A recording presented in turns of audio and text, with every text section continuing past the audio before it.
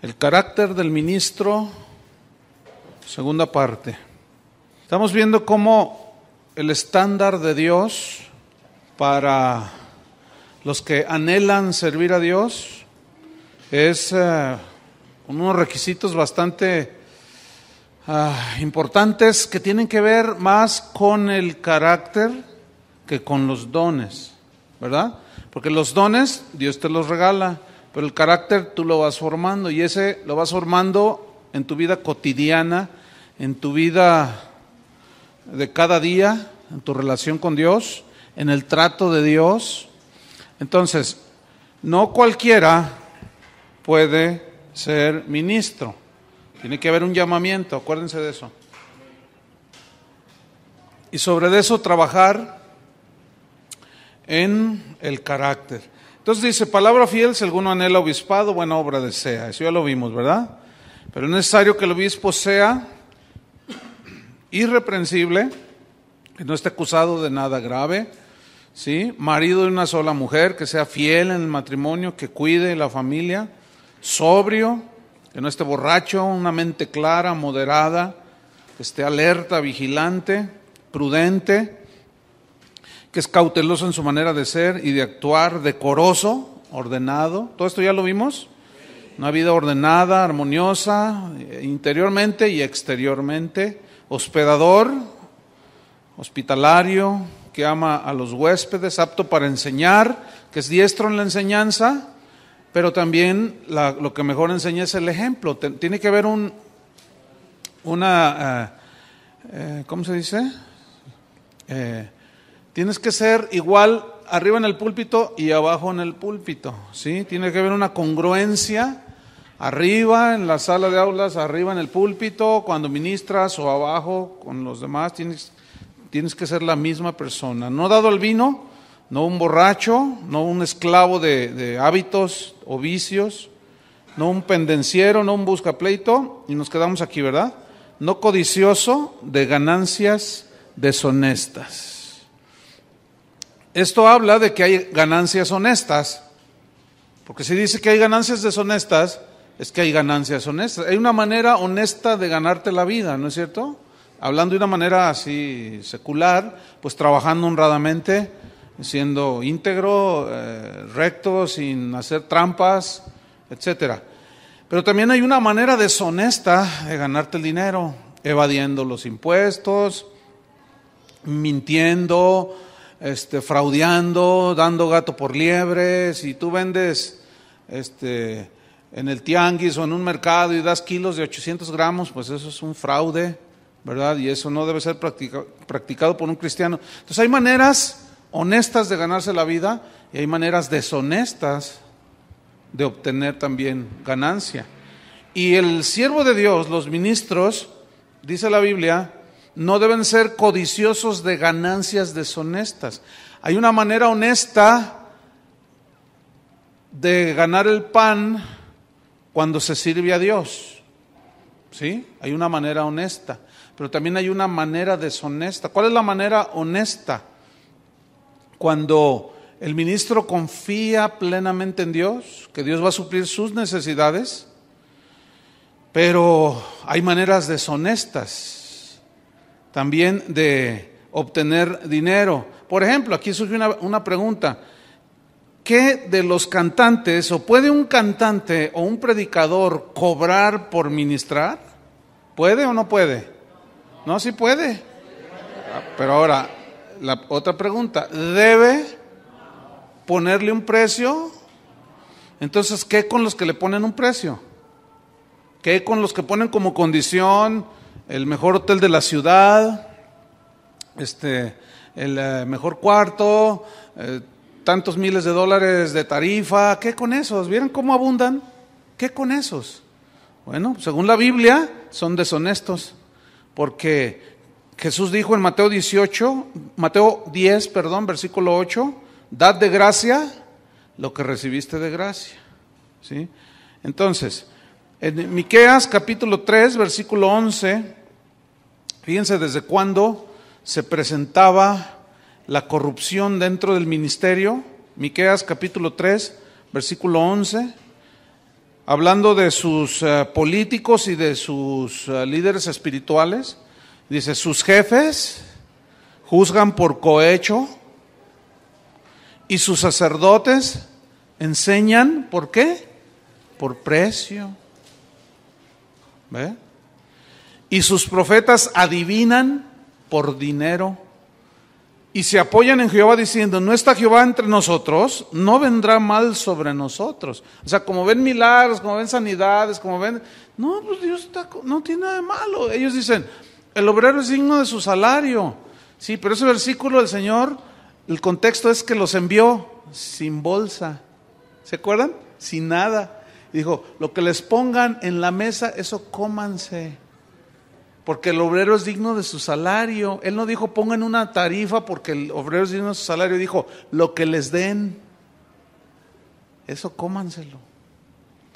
Entonces vemos cómo desde los tiempos bíblicos, aún en el Antiguo Testamento, la corrupción dentro del ministerio se da. Se corrompen los políticos pidiendo dinero a su favor. Ustedes saben cómo se maneja ese asunto, pero desgraciadamente también se corrompen los ministros de Dios. Tengo por allí un correo que me llegó de un pastor en Canadá que me preguntaba sobre un pastor. Resultó que ese pastor es de aquí de la ciudad, que decía, oye, fíjate que va a venir este pastor y te mando el póster, me lo mandó por correo electrónico, y decía allí el nombre del pastor, y venga a escucharlo, entrada al evento, entrada $500. No, mejor me voy con Walter Mercado. Porque usa yo le hago una oración de prosperidad, así como brujería, pues, ¿no? Entonces, $500 la entrada por ir a escucharlo. Y luego decía, y si usted necesita consejería personal del pastor, $1,000. Y tú dices, ¿habrá tonto que los pague? ¿Sí? ¿Por qué lo hacen? Por ignorancia. Pero ese pastor, yo he hablado con él y le he dicho, eso no se hace. Estás pisoteando el ministerio. No, que a mí así Dios me guía. Ah, órale, ¿cuál Dios? Pregunto, ¿cuál Dios? Si el Dios de la Biblia condena eso, entonces, ¿qué con un artista que esto es típico, ¿no? Quieres hacer un concierto, dizque para bendecir a Dios, dizque para evangelizar, y luego te pone un precio el cantante, ¿verdad? Entonces tú tienes que poner un precio de la entrada, y claro, para que te quede a ti una ganancia. ¿Se vale eso? No se vale. La única manera en que Dios honestamente suple para las necesidades de la iglesia y el que sirve a Cristo es a través de la misma iglesia, del ministerio. La única manera que la Biblia permite pedir para el ministerio, para la obra, es diezmos y ofrendas, no más. Y ahí todo lo demás es pura mercadotecnia y cosas torcidas. En Segunda de Reyes, anoten, capítulo 5, todo el capítulo 5, ahí está la historia de Segunda de Reyes, capítulo 5, de Eliseo, un profeta de Dios, que tenía un siervo que se llamaba Giesi, ¿se acuerdan? Bueno, una vez llegó un general del ejército de Siria que estaba leproso. Y lo mandaron con el profeta porque tenía fama de que Dios estaba con él, y fue para que orara por él y que lo sanara. Y el profeta dijo, bueno, ve y zambúllete 7 veces al río Jordán. ¿Se acuerdan de la historia? Entonces él, a regañadientes y todo, finalmente fue, lo hizo y se sanó. Dios lo sanó. Entonces llega con Eliseo y le dice, no, pues aquí tienes talentos de plata. Un talento equivalía a 34 kilos de plata, imagínate, ahí te van unos talentos de plata, vestidos nuevos, perfumes y cuanta cosa. Entonces Eliseo no quiso, dice, no, y no recibió ningún, porque hagan de cuenta como que le quería pagar por el milagro recibido. Entonces Eliseo dijo, no, vive Jehová, dice, no, que no tomaré nada. Entonces Giesi decía dentro de sí, no, ¿por qué lo estorba? Le debería de agarrar. Pues ¿por qué no? Que no sé qué. Y finalmente se fue Naamán y Giesi fue y lo alcanza.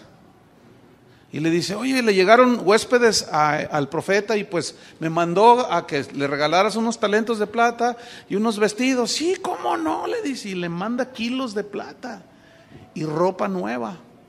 Entonces cuando va y los esconde, y cuando llega Giesi enfrente de Eliseo, le dice a Eliseo, ¿dónde andabas? No, dice, en ningún lado, yo no he salido. Y dice, ¿no estaba allí mi corazón? O sea, en el espíritu, Dios le mostró lo que estaba haciendo este cuate. Entonces dice la escritura, ¿no les dice, hermano, que si le cierran la puerta de ahí del auditorio mayor? Para que no interfiera con la música. Entonces le dice, la lepra que tenía Naamán se te pasará a ti. Y en ese momento se llenó de lepra. Y ahí vemos, escuchen bien, a alguien que está junto a un ministro y que se aprovecha. Esos son los secretarios. Vieran cómo muchos cantantes muy famosos, predicadores muy famosos, tienen su secretario o su secretaria, los que les coordinan sus actividades, sus compromisos. Hasta allí todo está bien. Pero si un predicador, si un cantante tiene un secretario, tiene que saber qué es lo que hace el secretario, ¿no es cierto? Tiene que saber. Entonces, una vez, no hace mucho, me llegó un correo de un cantante famosísimo, de la oficina de él, y el correo estaba firmado por la gerente de ese ministerio. Es un cantante muy famoso. Entonces decía, pastor, pues un saludo, y nosotros servimos a la iglesia y ponemos a disposición todos los cantantes que nosotros manejamos. Estas son sus tarifas. Fulano de tal, $7,000 por tanto. Si enseña, tanto. Si da concierto, tanto. Si viaja con músicos, tanto. Pero tienen que ser boletos en primera. Mira, todo el correo allí, ¿no? Entonces, yo le hablo a uno de los que estaban ahí en la tarifa, que es amigo mío, y le dije, ¿tú andas en esta onda? No, yo no sabía. Me dice, ¿cómo que no sabía? No te hagas. Entonces le mando un correo al cantante famoso, diciéndole, parece que fue inútil todas las veces que hablé contigo de que no cayeras en esto. Dije, te corrompiste y te estás prostituyendo. No, habían de ver el correo que me regresó. No se imaginan. Horrible. Me dice que me creo el Mesías de Guadalajara, que quién soy yo para cuestionarlo, que a poco no cobro yo, que él tiene pruebas de que yo cobro. Entonces yo le dije, a ver, yo tengo pruebas de que tú lo estás haciendo, muéstrame pruebas. Dice, bueno, yo no las tengo como tú las tienes, dice, pero ¿a poco cada semana en tu iglesia no te pagan por predicar? Y le digo, ay, te estás pasando de listo. ¿Se fijan cómo se salió de la tangente? Porque la Biblia dice que el que predica el evangelio debe de vivir del evangelio, debe de participar de allí. ¿Quién sirve al altar y no participa del altar? Dice Pablo a los Corintios. Está la cosa terrible, hermanos. Finalmente, bueno, ahí quedó el asunto, pero después se quiso disculpar diciendo que la gerente de la oficina fue iniciativa de ella y que ella no sabía que estaba promocionando a los cantantes con tarifa. ¿Tú crees? O sea, eso pues nadie se lo cree, ¿verdad? Entonces Jesús dijo, den de gracia lo que recibieron de gracia. Entonces tú, si sirvas a Dios, no puedes estar pensando en el dinero que vas a obtener. Y lo que es peor, ¿verdad? Si Dios te empieza a usar, pues te van a empezar a llegar invitaciones, van a querer que vayas aquí, van a querer que vayas allá, y tú vas a empezar a ministrar, probablemente. Y te va a tocar algo como esto, mira. Alguien te invita a un evento de 200 personas, poquitas ovejitas. Y después alguien te llama y te dice, queremos invitarte a un evento, tal fecha. Entonces tú checas tu agenda Les digo porque a mí me pasó esto. Entonces le digo, no, fíjate que no puedo porque tengo comprometido ya. ¿A dónde vas a ir? No, pues voy a estar en un lugar X. No, hombre, allí no van a llegar ni 500 personas, acá son más de 10,000. Cancélales y vente para acá, acá te vamos a dar más ofrenda. Así se manejan, son unos corruptos de primera. Entonces yo le dije, no, le dije, ¿sabes una cosa? Te equivocaste, conmigo te equivocaste. Le dije, mi palabra no tiene precio. A mí no me importa si son 100, 50, 200 o 20,000. No, pero que mira, que ándale, que ven, que no sé qué. Y le dije, ¿sabes una cosa? Ni me vuelvas a hablar. Yo no quiero ser ni tu amigo ni tu conocido. Haz de cuenta que nunca te conozco. No, esa gente, hermanos, son horribles y están metidos en el ministerio, desgraciadamente. Entonces ustedes deben de cuidar todo eso y rechazarlo y ¿cómo se dice? Y confrontarlo. No se debe. La Biblia es clara, no codicioso de ganancias deshonestas. ¿Y qué con el pacto con Dios por $50? Y nosotros oramos y para que Dios lo bendiga. ¿Qué con eso? Menos. O sea, no se puede pagar por las bendiciones de Dios. Todo eso es corrupción. ¿Saben cómo es? Es como cuando tú vas a hacer un trámite que es gratuito al gobierno. Entonces están allí los empleados y dicen, bueno, así es gratuito, pero pues dame 10,000 pesos y yo te agilizo los trámites. Y si tú le das esos 10,000, ya te corrompiste igual que él. Es que mi tiempo es oro, tu tiempo está podrido. ¿Cuál oro? Es como el que le da a un agente de tránsito, tú te pasas un alto, él te quiere multar, te hace la insinuación, bueno, pues nos podemos arreglar, pues ¿cómo no, mi estimado? ¿Verdad? Entonces tú ya le das para que no te multe, porque mira, la multa te va a salir en 500, dame 300 o 200, y ya, corrupción, hermanos. ¿Saben que Dios aborrece eso? Sin embargo, el ministerio, el de hoy, está tan corrupto, hermanos, que miren, conozco historias de primera mano que si se las cuento, por eso me dicen que exagerado, mejor ni se las cuento. Pues luego dicen que soy bien exagerado. Pero de primera mano, así que yo trato los asuntos, que yo veo cómo se mueve la cosa, hermanos. Es una tristeza. Por eso tenemos que levantar una nueva generación de ministros con una mentalidad nueva, sin corrupción, aunque vas a ser tentado, te van a tentar, el diablo te va a tentar. Si cantas bonito te va a tentar, si predicas bien te va a tentar el diablo. Les voy a contar una historia nada más. Esto me sucedió de recién empezábamos casa de oración. Tendríamos que ya unos 6 meses de haber empezado. Entonces llegó a buscarme un hombre que yo conocía, porque él estaba en la iglesia donde yo había salido. Y me dijo, Chuy, te ando buscando porque Dios me mostró que tú vas a levantar una iglesia en el norte de México. Y él es un hombre muy rico, pero riquísimo, Y me dijo, así es que agarra tus cosas, es más, no, deja todo, me dice, y vámonos, allá por Culiacán. Y le dije, no, espérame. Dice, mira, ya tengo un terreno, yo te voy a construir un auditorio para 1,000 personas. Y en aquel entonces, hace 25 años, un auditorio para 1,000 personas es como decir, hoy te construí un auditorio para 10,000, así, o sea, el equivalente, ¿no? Y dice, a todo lujo el auditorio, dice, mira, te voy a regalar una casa, te voy a regalar un auto nuevo y te voy a dar $3,000 mensuales.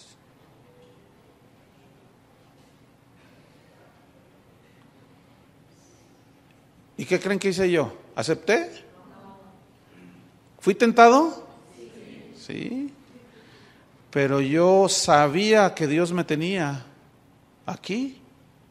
Yo le dije, ¿sabes una cosa, hermano? No estoy en venta. No, que te vas a arrepentir, que mira, que ándale, uy, que no sé qué. Le dije, no. Finalmente lo tuve que correr de mi casa. Así literalmente. Le dije, hermano, por favor, ponte de pie y salte de mi casa. No te tolero, le dije.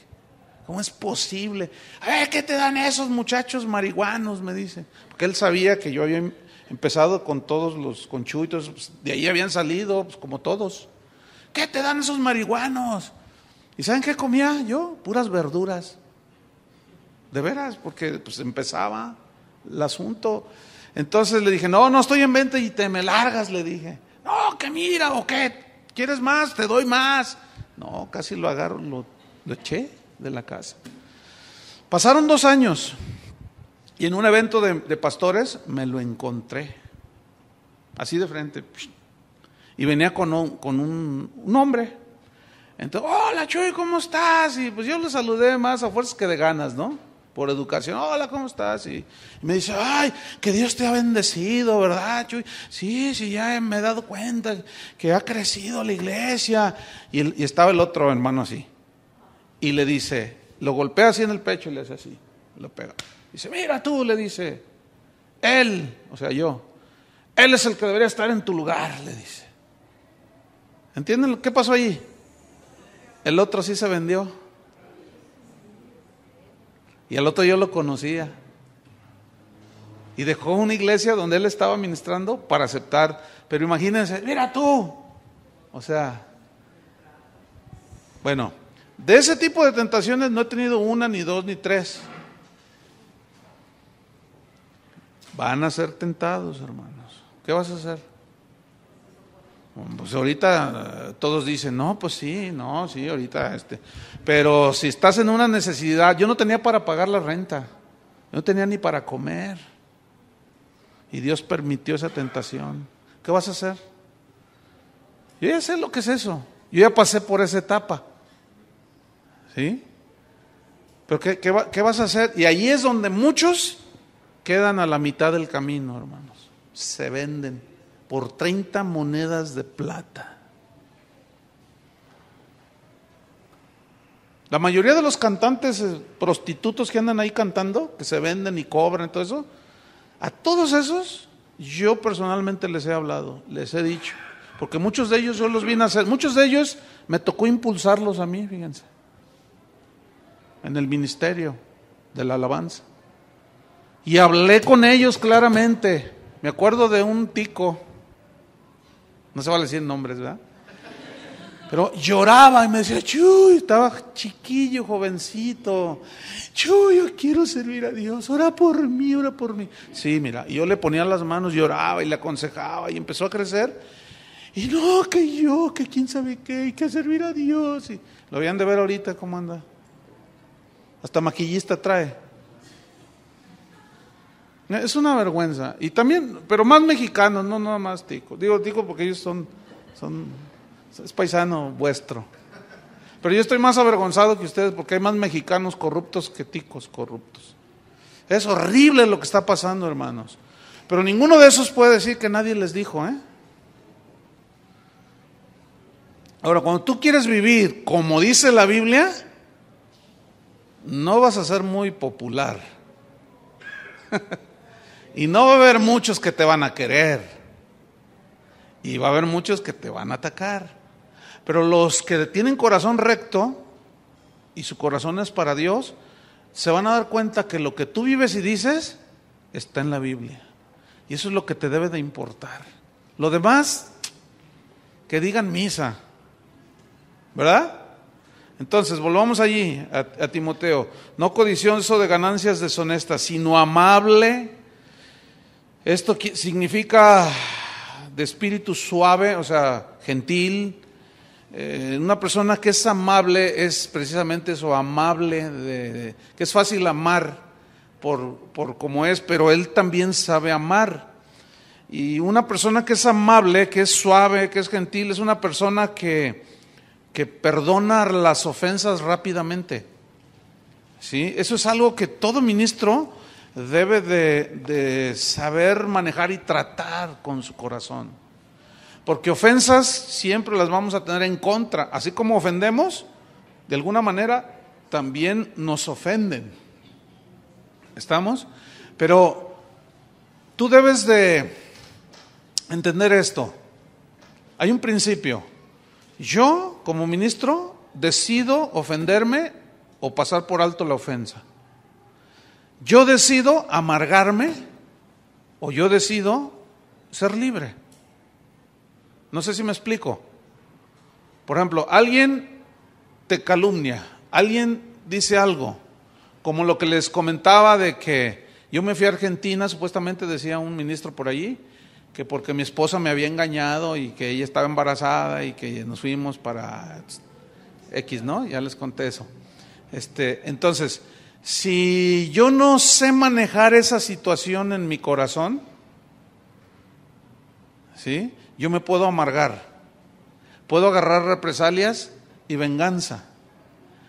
La hermana que me preguntó me dijo, ¿quiere que le diga quién es? Le dije, no quiero ni saber, no me interesa saber. Y hasta la fecha, nunca supe. Pero si me doy por ofendido, ¿quién fue a ver? Entonces ahí ya entras en una situación peligrosa porque te puedes amargar, ¿me entienden? Y puedes empezar a tomar venganza por ti mismo. Y eso nunca lo hagan, hermanos. Nunca lo hagan. Siempre cuando tengas broncas así, que te digan que, mira, tú descansa en el Señor, perdona y deja que sea Dios el que trate el asunto. La Biblia dice, mía es la venganza, yo pagaré, dice el Señor. Les voy a contar una historia bien tremenda. Porque yo aprendí eso y eso ha guardado mi corazón por tantos años en el ministerio. Yo soy un hombre libre, a pesar de que hay conflictos y cosas, pero yo soy un hombre libre, o sea, yo no estoy amargado, yo duermo tranquilo, tengo la conciencia tranquila, porque he decidido vivir sin esa cosa, ¿sí? Puedo levantar el rostro limpio, o sea, con libertad. Yo no entiendo cómo algunos están amargados y pueden estar ministrando, no entiendo eso. Pueden tener un buen discurso, un buen mensaje, pero abajo se les nota lo amargado, por cómo son, ¿me entienden? Entonces, tú decides no hacerlo y bueno, cuando yo estaba aprendiendo este principio, hace muchos años, y todavía se presenta, pero como vas ejercitándote para la piedad, como le dijo a Timoteo, como vas ejercitando el perdón, la paciencia, todo eso, bueno, pues ya de alguna manera, pues vas creciendo, vas madurando y vas manejando las cosas cada día mejor. Pero fíjense, un día, un hombre me golpeó porque su esposa se había convertido y ella dejó de drogarse con él. Entonces llegó allí a echar pleito, llegó a la iglesia a echar pleito y estaban como 5 de los líderes. Y pues como estaba bajito así, no, que yo te voy a dar y que... Ay, yo dije, no, pues me lo surto fácil, ¿no? Pero dije, no, tranquilo, no, que no sé, total me golpeó, para no ser larga la historia. Entonces me amenazó de muerte y cuánta cosa, bueno. Y de pronto, bueno, cuando él me da el primer golpe que me descontó, me tiró al suelo y pues cuando te pegan así todo esto, pues te sangras, es muy aparatoso, ¿no? Entonces, cuando yo me estoy levantando, la primera reacción en la humanidad es surtírtelo también, ¿no? Dije, no, 2, 3 patines y va para abajo, ¿no? Pero cuando yo me iba levantando, el Señor me habló y me dijo, baja las manos, así. Entonces, y vieran, allí fue una prueba bien tremenda, pero tremenda. Y yo bajé las manos. Y me dice, ¿qué? ¿No te vas a poner? Le dije, no, y que me da otro. 2 veces me descontó. Entonces, bueno, se fue. Y empieza la prueba. No, pues tú te lo pudiste haber golpeado, tú te lo pudiste haber. Pues sí, no, pues mira, si te busca, pues, ponle una para que se aplaque. Y empieza la cosa. Entonces yo dije, no, y luchaba con eso, ¿me entienden? Y un día que lo veo, dije, no, hasta con un soplo. Ay, sí. Bueno, es que estaba más bajito, pues. Estaba muy delgadito y no, pues la verdad, 2, 3 ahí me los hurto, ¿no? Pero ahí estaba la tentación y dije, no, y luché contra eso. Finalmente dije, no, y si me vuelve a golpear, que me golpee, no le hace. Y el Señor me dijo, déjamelo a mí, déjame arreglar cuentas a mí. Les estoy hablando de hace 24 años de este caso. Bueno, fíjense lo que pasó. La familia del que me golpeó, el papá se convirtió, el hermano de él se convirtió. Pasaron unos años, como 3 años, 2, 3 años, y un día saludé aquí a su hermano y le dije, oye, ¿dónde está tu hermano? ¿Dónde anda? Y luego me dice, ¿no supiste lo que le pasó? Le dije, no, ¿qué le pasó? Y luego me dice, pues es que, fíjate que se metió de policía. Dice, se metió de policía y pues resulta que, pues andaba también de malandrín, ya sabes, ¿no? Entonces se agarró con unos ladrones ahí, pero también él andaba robando y le dieron 2 balazos. ¿Cómo? Y luego me dice él, su hermano de él, así llorando, me dice, ¿sabes dónde le dieron los balazos? Le digo, no. Dice, mira, uno aquí y otro aquí, porque me dio aquí y me dio aquí. Y esa fue una lección tan tremenda. Yo dije, no, yo jamás voy a meter la mano. Yo no me voy a defender.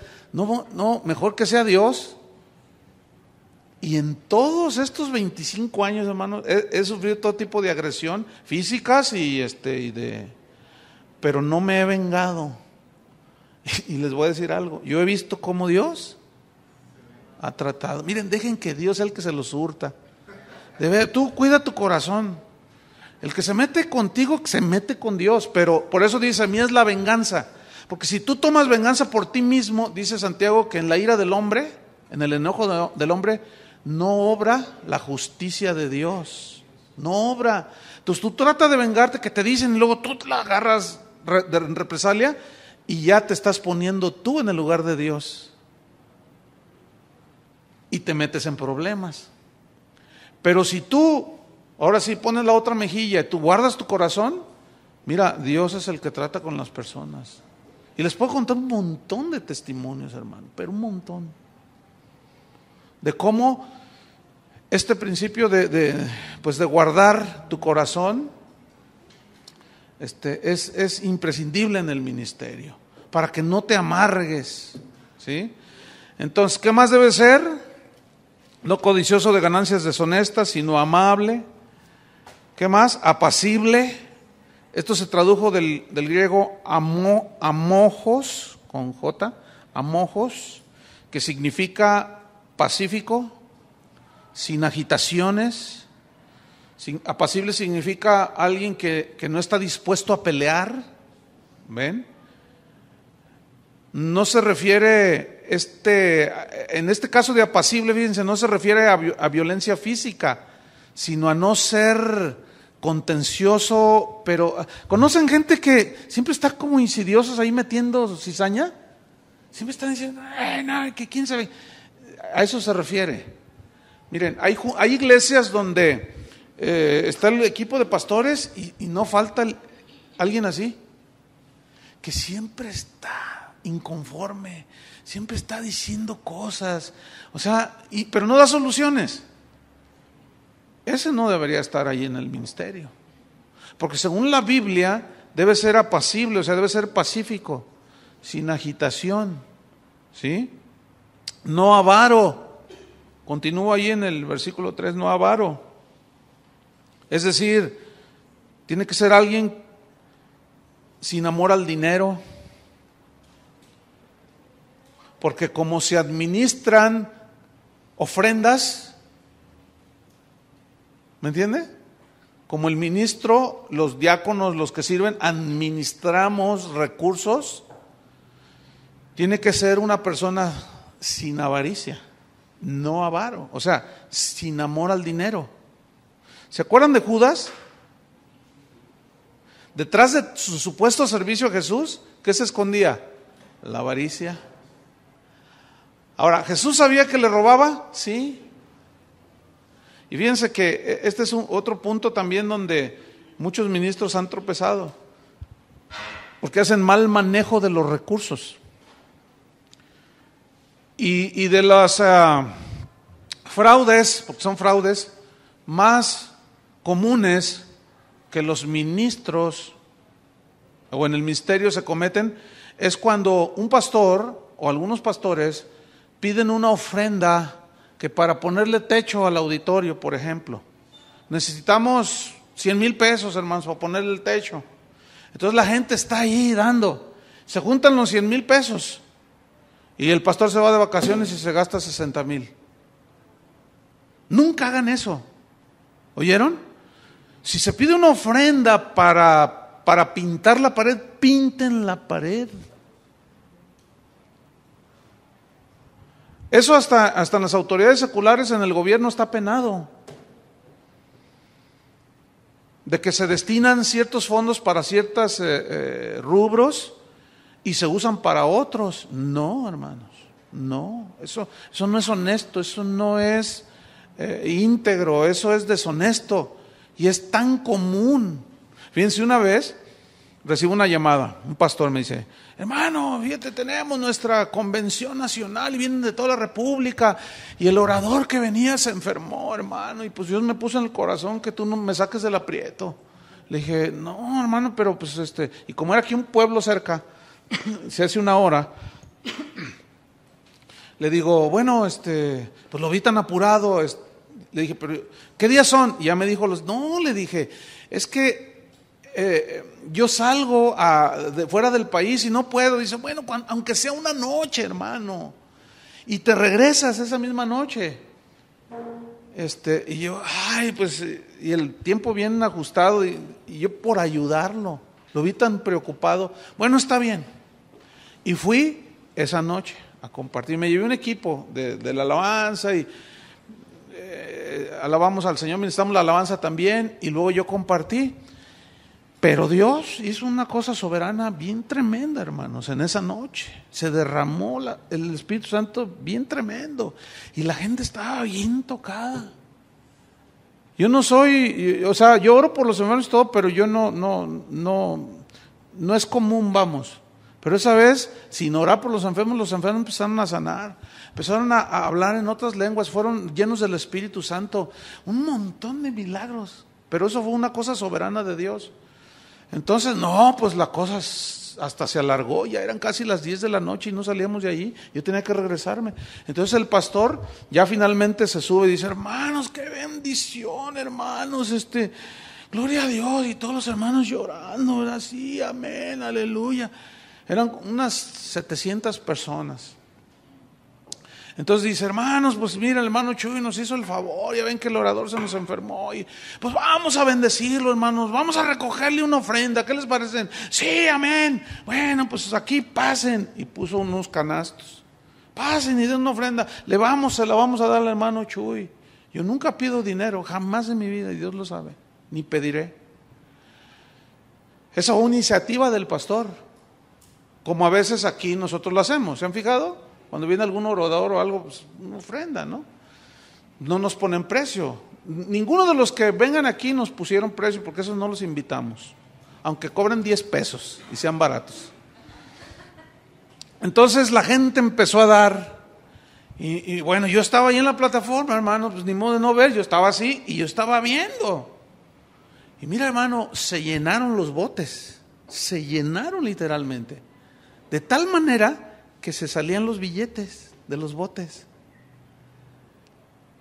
Y bueno, ya finalmente despidió a la gente, ya le dio una señal ahí a sus ayudantes, el pastor, agarraron las ofrendas, y bueno, hermano, pues yo ya me voy, porque pues tengo que madrugar mañana. Bueno, sí, hermano, Dios te bendiga. Miren, hermanos, agarré con el equipo que iba, vámonos. Escuchen bien, delante de Dios, por aquí yo pensaba en la ofrenda que dijo que me iba a dar, lo que se juntara en esa noche. Entonces ya cuando nos vamos, ya agarro mi carro y ya vamos dando: hermano, me dice, y me alcanza, ¿no? Pues la ofrenda, hermano. Hermano, está bien, gracias, tenga, hermano, Dios le bendiga, me dice, y me da una bolsa. Entonces yo la pongo así: vámonos. Entonces yo vamos saliendo del pueblo y veo al tanque de gasolina y le hacía falta gasolina. Entonces pues ya llego allí a la gasolinería y ya pues llénelo. Entonces para pagar pues agarro la bolsa y de aquí pago. Entonces agarro la bolsa, eran todos los 20, hermanos.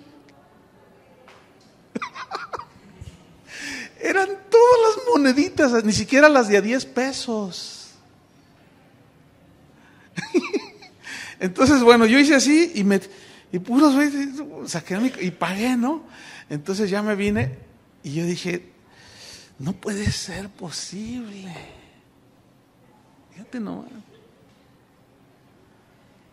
Qué increíble, ¿no? Pues así se las gastan, hermano. Eso es tan común en muchos ministros, hermano. Si un día llegas a servir a Dios, escúchame esto. Nunca hagas eso. Si recoges una ofrenda tal y como se entrega la ofrenda, como la dan, si tú dices, vamos a recoger una ofrenda para bendecir al predicador, tal y como estás, dásela al predicador. Qué tremendo. Fíjense, cuando iniciaba la iglesia, una vez se juntó la ofrenda y yo invité a un misionero americano a predicar. Y ya estaba predicando y Dios me habló y me dijo, Chuy, ¿le vas a dar toda la ofrenda que se juntó? Toda se la vas a dar. Y yo dije, no, este es el diablo. A mí no me hable el diablo, ¿no? Te reprendo, Satanás. Entonces, no, pues era el Señor, ¿verdad? Entonces yo me hice loco, imagínate, empezando, poquita gente, y dale toda la ofrenda. Entonces, a Chava Pardo, ubican a Chava Pardo, ¿no? Él estaba de administrador en ese entonces. Yo le dije, ven, y ya se acercó así. Oye, Dios me dijo que le diéramos la ofrenda, toda la ofrenda al misionero. ¿Cómo ves? Y me dice, pues si Dios te dijo, pues dásela. Yo esperaba que me dijera que no. Entonces, bueno, métela en una bolsa, así tal como está, y me la traes al final. Y ya, así lo hizo. Me entregó la bolsa. Le dije, ¿todo está todo? Me dice, todo. ¿No le pellizcaste nada? Nada. Entonces, mi argumento era, un misionero sostenido en los Estados Unidos, vivía bien, una buena casa, traía un camionetón. Yo dije, no, pues estos lo sostienen bien. Estos necesitan una ofrenda, nosotros la necesitamos mal. Dale la ofrenda, me dice. Ya, dejé de discutir, terminó de predicar y le digo, toma, hermano. Entonces él agarra así, me mira, gracias, me dice, y se va. Ya llegamos a la casa y suena el teléfono y me dice, pastor, soy el misionero, ¿no? ¿Qué pasó? Y me dice, ¿sabes? Por tu culpa, así me dijo, hoy pude darle de cenar a mis hijos. Mi esposo y yo nos comimos un pollo. Dice, no teníamos nada, le puse gasolina a la camioneta. No teníamos nada y mis hijos en la tarde no comieron. Fíjate, y yo dije, ay, gracias Señor que te obedecí. Fíjate qué tremendo. Y yo argumentando no sé qué. Bueno, eso fue, escúchame bien, eso fue en el 84. En el año 90, cuando yo me fui a Argentina como misionero, un día se nos acabó el dinero. Nos sostenían de aquí, pero se nos acabó. Y llegó Jorge Lozano, que va a venir en unos días, algunos lo van a conocer. Y me dice, oye, ¿no tienes dinero? Le digo, no, se me acabó. Ay, dice, oye, pues vamos a ver si llegó la provisión. Y fuimos al correo y yo me quedé en la camioneta y ya él se baja y dice, no hay nada, pero hay una carta para ti, me dice. Entonces yo abro la carta y se desliza un cheque.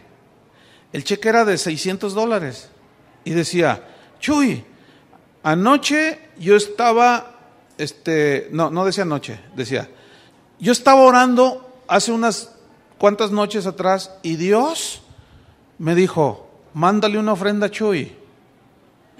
Entonces yo empecé a investigar tu dirección y me dijeron que estabas en Argentina y me dieron la dirección, entonces te mando este cheque de $600 y por todo el tiempo que estés allá en Argentina yo te voy a mandar un cheque cada mes. ¿Saben quién era? El que yo le di la ofrenda. Ese era. Pero yo no me acordaba. Entonces cuando llego a la casa y le digo a mi esposa, mira, nos mandaron un cheque. ¿Quién? Y ya le dije quién. Y en eso me acuerdo. Bueno, el Señor me dice, ¿te acuerdas cuando te dije dale toda la ofrenda? Bueno, esta es la cosecha de lo que tú le sembraste a él. Así he vivido toda la vida, hermanos. No tenemos por qué andar haciéndole a loco, ni con cara de santo pediche, y con no, miren a Dios, busquen a Dios, dejen que Dios sea el que les vaya a suplir cualquier necesidad. Y así he vivido toda la vida, una vida de fe. Ahorita muchos, pues después de 25 años, ven la iglesia y lo ven a uno y dicen, ay, pues qué suave, no saben lo que dicen. Yo los disculpo porque no saben lo que dicen. Mira cómo vive, mira que quién sabe qué, mira que el carro que trae, mira cómo se viste, ay sí, agarra mi dinero, si ustedes supieran. Toda la vida hemos vivido así, de fe y por fe, sin pedirle un centavo. Cuando alguien ha dicho cositas, a veces sí hay que taparles la boca, ¿no? Oye, hermano, ¿tú crees que yo te agarré tu dinero? No, que sí, a ver, ok, ¿cuánto? Pues ahí está tu dinero. No, hermano, que no sé qué, pues entonces cállese la boca. Ahora, ¿por qué muchas ovejas tienen desconfianza? Porque ven, ¿a poco creen que no ven? Oiga, una ofrenda para el techo y se compra un carro el pastor y el techo sigue allí. El otro día una persona que se está congregando aquí me dijo que se salió de su iglesia porque 5 veces el pastor ha pedido 150,000 pesos para terminar un edificio que tienen, salones para darle clases a los niños. Dice, hermano, van 5 veces que recoge 150,000 pesos y el edificio está igual. Y su hijo, dice, que anda en rebeldía, se casó y le regaló un Mustang, un auto Mustang que le costó más de 350,000 pesos. Y si yo fui con él y le dije, hermano, ¿por qué le regaló eso a su hijo? ¿Y cuántas veces nos ha pedido para el... Usted no es quien para decirme cómo hice el dinero. Yo les pedí para el edificio, pero yo sabré lo que hago con el dinero. Fíjate que no es así la cosa, hermanos. Entonces tiene que ser una persona sin avaricia, sin amor al dinero. Versículo 4. Después vienen ya otras cualidades que necesita desarrollar el ministro. Dice que gobierne bien su casa.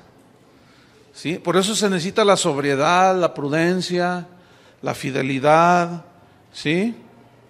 Que gobierne bien su casa, que tenga a sus hijos en sujeción con toda honestidad. Pues el que no sabe gobernar su propia casa, ¿cómo cuidará de la iglesia de Dios? Si hay desorden en la casa, ¿cómo cuidará la iglesia de Dios? Ese es un requisito muy importante. Que en la casa el pastor dirija bien, sepa cómo conducir su casa. Ahora, aquí hay un punto que pocas veces se habla. Que cuando los hijos de un pastor no están en sujeción y andan en rebeldía. Miren, déjame contarle con 2 casos cómo se presentan ambas situaciones. Una, todos conocen a Billy Graham, ¿no? Pues es un hombre con una trayectoria de más de 50 años en el ministerio, irreprensible, un hombre intachable, nunca se le ha acusado de un escándalo, siempre ha sido un hombre tan íntegro en el manejo de sus finanzas, en el trato con los demás, y después de 50 años es de los hombres más respetados en los Estados Unidos. Ya está muy anciano él ahora. Bueno, él, un ejemplo como ministro, un ejemplo como esposo, un ejemplo como padre, pero él tuvo, uno de sus hijos tuvo uno que iba creciendo y lo enseñó en los caminos de Dios, pero el muchacho agarró su propio rollo. Y él mismo cuenta que cuando él iba a predicar los estadios, que su hijo estaba fuera de los estadios y gritaba, no es cierto lo que dijo mi papá, es un mentiroso. Y fíjate nomás. Entonces dice que Billy Graham se quebrantaba porque decía, Señor, ¿por qué? ¿Por qué? Si yo le he dado ejemplo a mi hijo, Señor, ¿por qué? Se nos olvida que los hijos también tienen que nacer de nuevo. Y aquí es donde se cometen errores en la familia ministerial, por decirlo así. Porque sabemos que nuestros hijos deben de caminar en los caminos de Dios, pero no los podemos forzar. Y aquí es donde a muchos hijos se les forza, o se les fuerza, mejor dicho, a que sean cristianos, y a los niños no se les puede forzar a ser cristianos.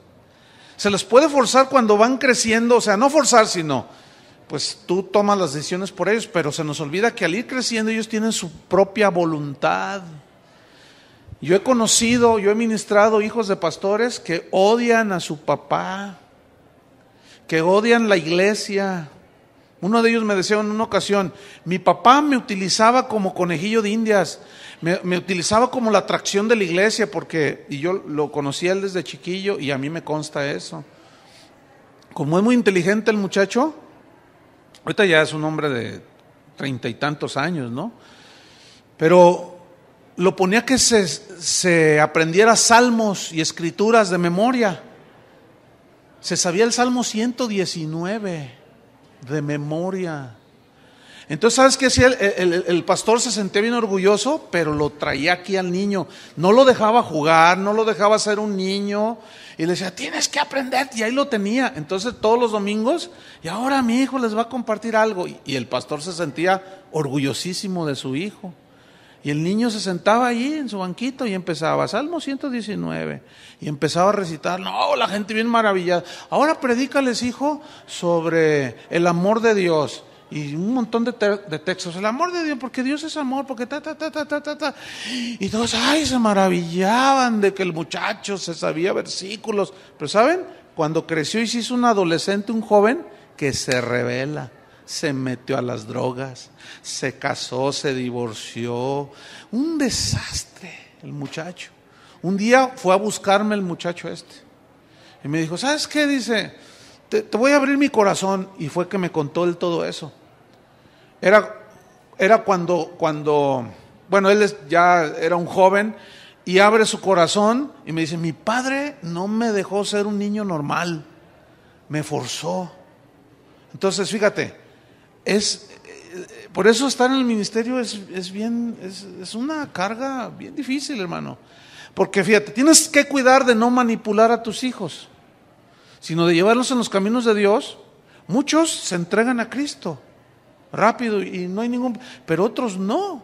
Una vez estaba en una convención, éramos 5 oradores y nos fuimos a cenar, y mientras nos servían empezaron a platicar. Y uno le dice, oye, ¿cuántos hijos tienes? Todos somos como de la misma edad, ¿no? ¿Cuántos hijos tienes? Le preguntan a uno. Dice, no, pues tengo 2. ¿Y cómo te ha ido con ellos? No, dice, acabo de descubrir que mi hijo fuma marihuana, dice. ¿Cómo? Dice, y mi muchacha anda con un novio que no es cristiano. Y le pregunta, ¿y a ti cómo te ha ido? ¿Cuántos hijos tienes? 3, dice, 3 muchachas. Y dice, no, dice, me acabo de enterar que una se acaba de embarazar, no sé ni de quién es. Y yo así asustado. Y luego dice, ¿y a ti cuántos hijos tienes? Yo tengo un hijo. Y tú, dice, no hombre, el otro día se me puso al brinco el muchacho, que no quería ir a la iglesia y que no lo forzara y que me golpeaba así. Y ya cuando llegó conmigo, ¿y tú? Yo dije, no, yo estoy en la gloria. Porque si bien apenas mi hijo no tiene mucho de convertido, conoce mucho la Biblia, pero él tiene poquito que se convirtió, no tiene mucho. Pero yo batallaba, yo decía, porque tú los quieres ver sirviendo al Señor, tú los quieres ver bien entregados, pues ese es el anhelo de cualquier pastor, pero entendiendo este equilibrio, ¿entienden? Siempre pidiéndole a Dios sabiduría, esperando hasta que Dios hiciera la obra en oración ahí, que eso también te ayuda a estar agarrado de Dios, ¿no? Dios sabe cómo trata también. Pero para no hacer largo el asunto, y el otro ejemplo, finalmente de Billy Graham, ¿no? Pasaron más de 30 años para que su hijo, que se llama Franklin, que ahorita es el director del ministerio de Billy Graham, se convirtiera, fíjense nomás. Ahora, ¿qué pasó allí? ¿No fue ejemplo? Sí fue ejemplo. O sea, cuando dice aquí que gobierne bien su casa, significa que ponga los estándares de la palabra de Dios y todo, pero eso no garantiza, escúchenme, que automáticamente sus hijos van a seguir a Dios. ¿Se acuerdan de Elí? Ese no puso los parámetros, ese los dejaba pecar. Una vez, hace unos años, mi hijo dijo una mala palabra. Entonces le dije, a ver, ven para acá. Fíjate, le dije, quiero que me digas una sola vez que tú me hayas escuchado que yo haya dicho una sola mala palabra. Una, dime una. No, pues no. Entonces, de mí no es el ejemplo. Yo sé que lo agarraste de la calle, pero ¿sabes una cosa? Esta es la casa, esta es nuestra casa, es mi casa, es la casa de Dios y necesitas respetar aquí. Cuando tú me oigas que yo digo malas palabras, entonces tú dilas. Luego un día que le grita a su mamá, no, que tú, que quién sabe qué, a ver, ven para acá.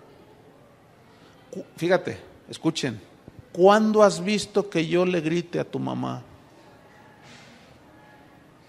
No, pues nunca. Entonces, o sea, cuídate que le estás dando ejemplo a tus hijos. Porque si no le das ejemplo y quieres que ellos van a seguir tu mal ejemplo. Ahora fíjense, qué cosas. Hay cada caso, hermanos.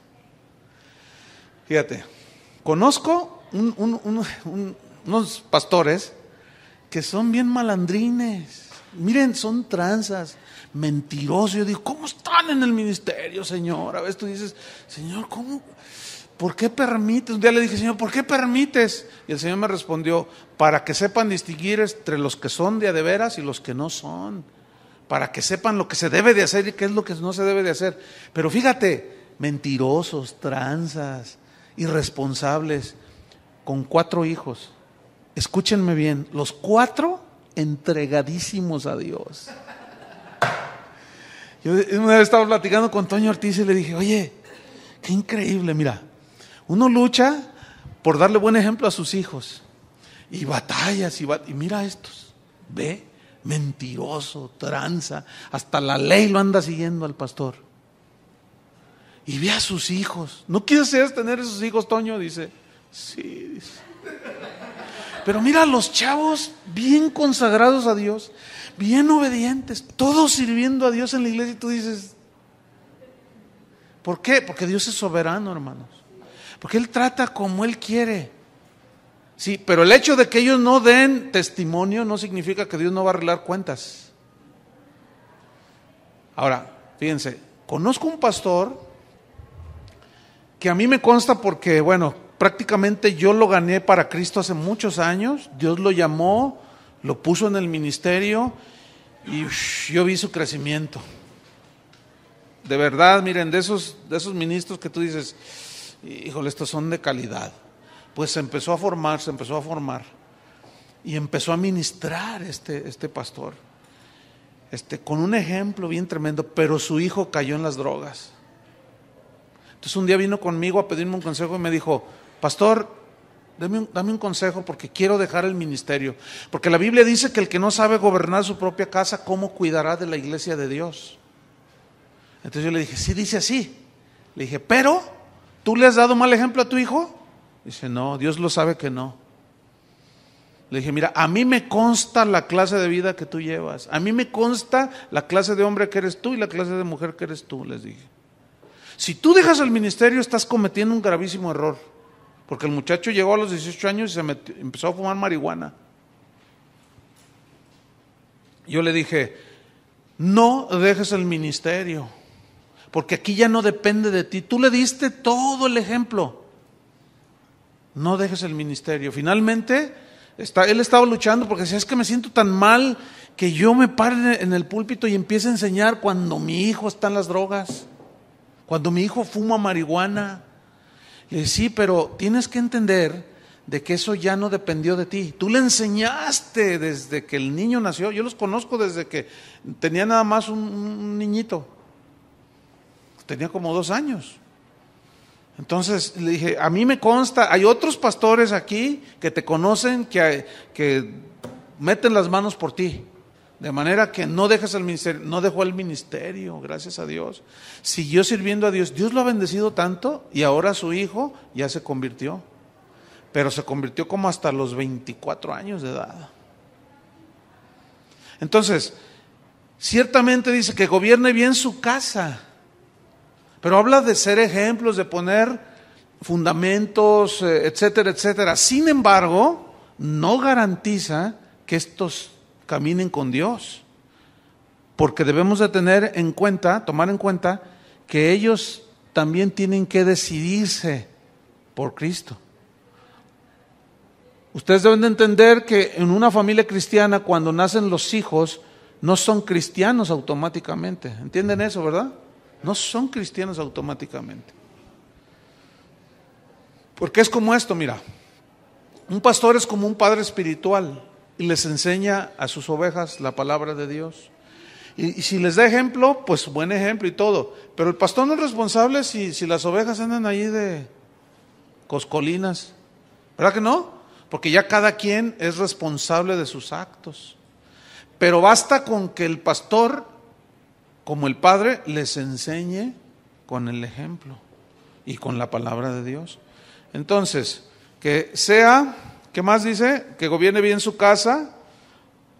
Pues el que no sabe gobernar su propia casa, ¿cómo cuidará de la iglesia de Dios? Versículo 6 dice, no un neófito. No un neófito significa no un recién plantado, no un nuevo. Neo es nuevo, un recién convertido.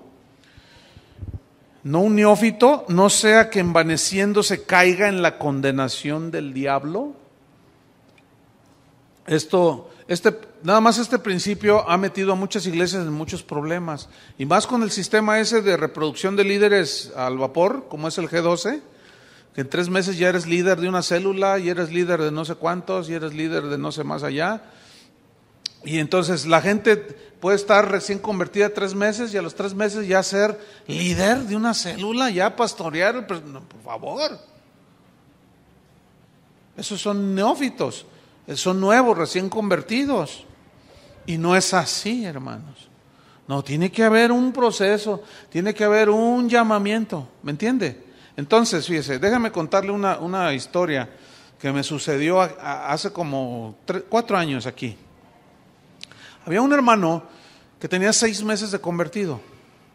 Él es un psicólogo, y él daba clases, pláticas motivacionales en las empresas sobre productividad, y les levantaba el ánimo. Ustedes saben de esos motivadores, ¿no? El campeón que está en ti, tú puedes, todo ese rollo, ¿no?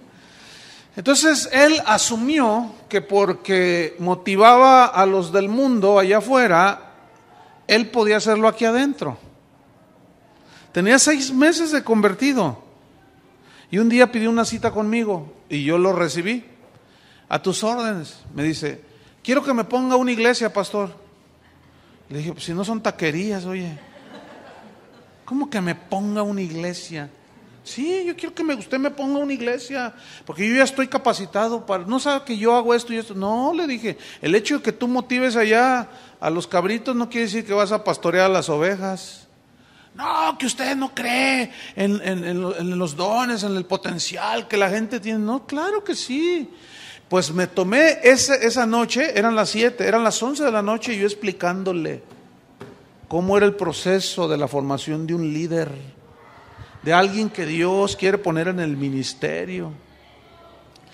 Y él nomás me miraba así, le dije, no, mira, es un proceso. Fue la última vez que lo vi yo. ¿No les quieres decir a los que están ahí que bajen la voz, a cualquiera de ustedes, que alguien meta orden ahí, porfa, ¿no? Entonces, se me fue, ¿qué estaba? Ok. Esa fue la última vez que lo vi. A este hermano neófito. Muy psicólogo, pero un neófito en las cosas de Dios. Bueno, al mes que me doy cuenta que ya había abierto una iglesia. De esto hace 3 años, ya recordé, hace 3 años de esto. Bueno, abrió una iglesia, empezó disque a pastorear a la gente. ¿Saben que hoy él se nombró autonombró pastor, ahorita ya es hasta doctor en teología, en 3 años. Entonces, como él conocía a algunas personas de aquí, pues se acercó a algunos y logró a unos poquitos, siempre hay de gente despistada, y logró llevárselos. Y me acuerdo de una familia que llegaron a despedirse: hermano, pues nos vamos de la iglesia. ¿Cómo? ¿Por qué? ¿Qué pasó? Nos vamos a ir con el hermano ¿no? Entonces yo no les dije nada, le dije: ¿estás convencido? Sí, Dios nos está llevando. Porque no, ese hermano está tremendo. Entonces, ¿vienes a avisarme o a pedirme una opinión, un consejo? No, venimos a avisarle. Bueno, entonces como ya nomás vienes a avisarme, pues bueno, pues Dios te bendiga. Ahora sí que hasta le di la bendición y hasta me besó la mano. Le dije: bueno, hermano, pues Dios les bendiga, hermanos. Y se fueron. Eso fue el sábado. Dice: ya mañana ya no venimos. Y se fueron. Termina la reunión aquí como 1:30. Yo ya me voy a mi casa como a las 2, ya salgo y va llegando toda la familia. Pastor. Y yo: ¿qué pasó? Los vi todos así. Dice: no, está re loco. ¿Qué? A ver. A mí se me... Dice: pues no, le dijimos ayer que nos íbamos a ir acá con el psicólogo con el pastor No, pastor, había de ver las cosas que empezó a decir. Casi decía que él era Cristo. ¿Y todo por qué? Porque lograba llamarle la atención de la gente. Y dijo: no, pues yo. Entonces, él empezó a invitar gente, tuvo su primera reunión y había como 80 personas. Dijo: no, pues yo soy exitoso. ¿Me entiendes? Fíjate, ya el primer domingo ya estaba todo envanecido. No, si el primer día 80, ¿quién empieza así? Pero yo, porque qué bueno que está conmigo. Conmigo usted no se va a perder, ¿no? Y ahí tengo yo las grabaciones. Una de barrabasadas que decía el pobre tipo. Bueno, ahorita es doctor en teología, en 3 años. Y la Biblia es clarísima. Bueno, un dato más. Su mamá y su hermana asisten aquí. Entonces, ellos nunca se fueron con él. Entonces un día su hermana se acercó conmigo y me saludó. Y le dije: oye, ¿y tu hermano no ha querido que te vayas con ellos? Dice: sí, dice, pero ay, pastor, dice, pues le voy a decir una cosa. Dice: mire, si hay alguien tranza, ese es mi hermano. Y yo nomás así, dice: no, es con el último que nos irá. ¿Verdad, mamá? Dice: yo no sé qué pasa con mi hijo. Ahora ya dice que es pastor. Es con el último que nos irá. Es tan mentiroso. Mire, ay, pastor. Dice: nada más ve a su esposa cómo la trae. Nada más véala. Y tú ves a la esposa y así, mira. No levantan así. Porque la trae aquí. Un neófito. No puede. Entonces, tiene que haber un desarrollo, un crecimiento. Hay que ir a la madurez. Cuando Moisés fue llamado a ser libertador de Israel, no lo fue luego, ¿verdad que no? En el caso de él fueron 40 años en el desierto.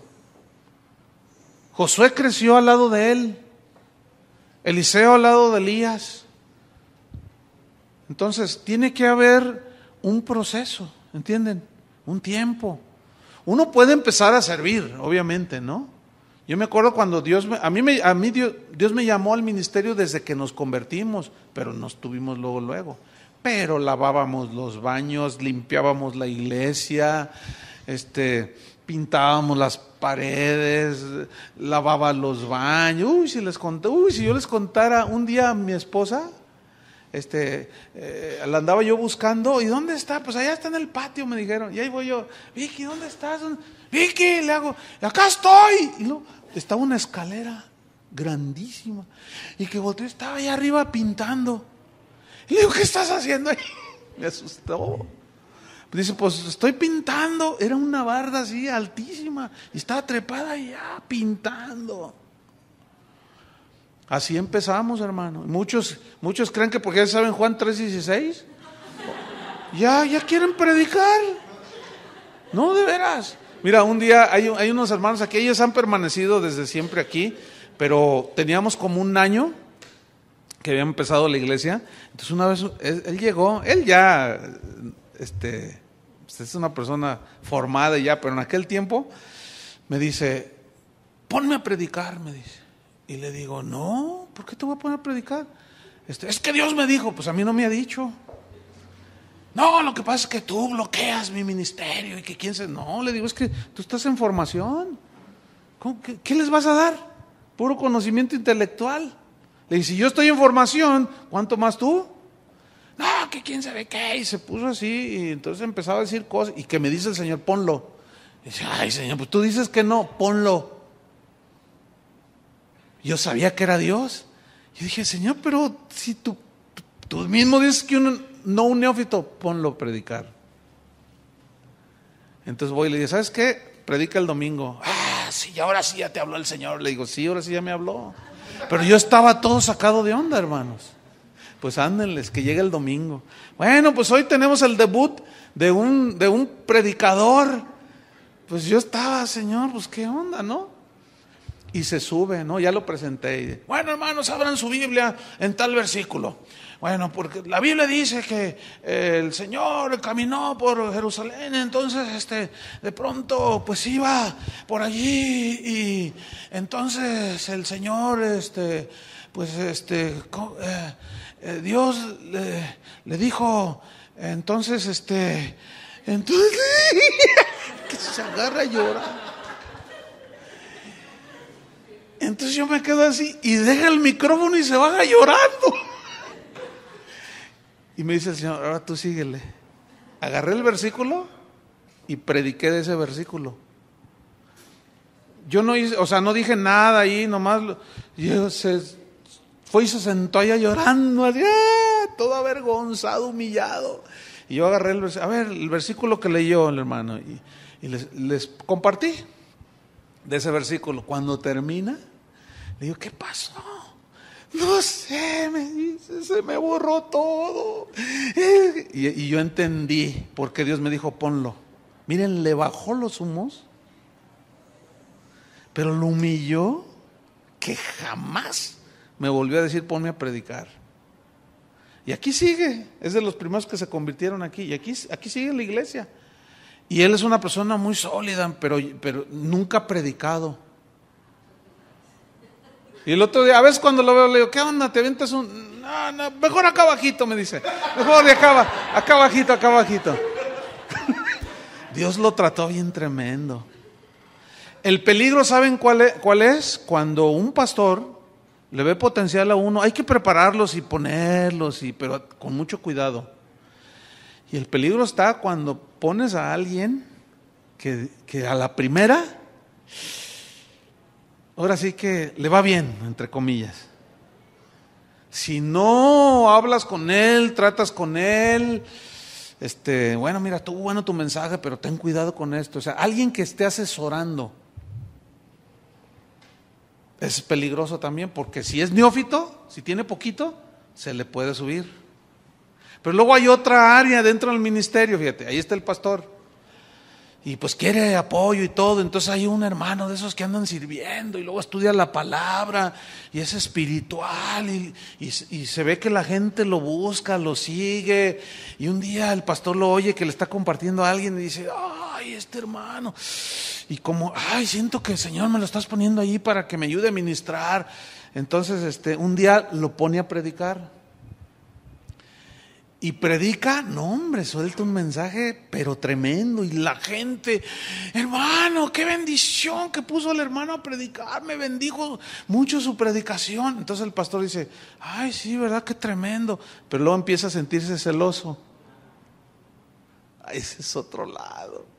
Es un rollo el ministerio, hermanos. Es un cuento de nunca acabar. Entonces ya dice, no, a este no, este es peligroso. Entonces lo sientan por ahí y le van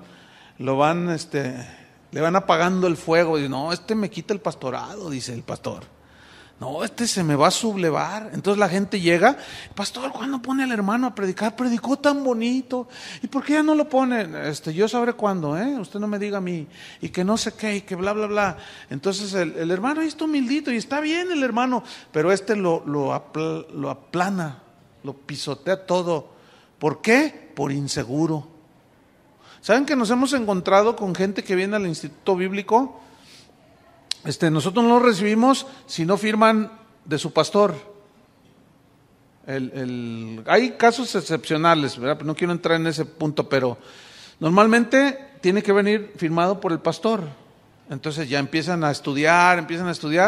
Entonces el pastor, ya hemos tenido varios casos aquí. A ver, ¿qué has aprendido? Le dice, no, pues ahí algunas cosas más. A ver, te voy a poner a predicar. Pues si usted quiere, pues sí, pero todavía no, hermano. No, ya ves, si es cierto que está aprendiendo ahí en el instituto. Y los ponen a predicar y se sueltan un mensaje. Y la gente así, ¡qué tremendo, hermano! ¡Qué bendición! Y luego él baja de predicar y ¿sabes una cosa? Ya no quiero que vayas al instituto. ¿Por qué? ¿Por qué no? Yo digo, ¿pero por qué, pastor? Pues no, ya no quiero que vaya. ¿Saben por qué? ¿Les prohíben? Porque ya llegan a saber más que el flojo del pastor. ¡Qué horrible, hermano! ¿Ese será el propósito y el plan de un ministro? No. Entonces, es un rollote, hermanos. El ministerio. No es nada más, como decimos aquí, ¿verdad? Enchilame otra. No son tacos. No son enchiladas. Entonces muchos son muy soñadores, muy idealistas, y yo voy a poner una iglesia. Por eso dice, si alguno anhela,